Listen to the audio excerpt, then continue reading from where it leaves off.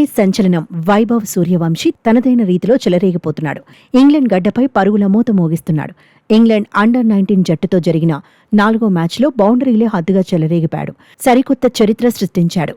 Youth one day క్రికెట్లో fastest సెంచరీని నమోదు చేశాడు. 12 సంవత్సరాల క్రితం ఇంగ్లాండ్ అండర్-19 టీంపై పాకిస్తాన్ ఆటగాడు కమ్రాన్ గులాం సాధించిన రికార్డును బ్రేక్ చేశాడు.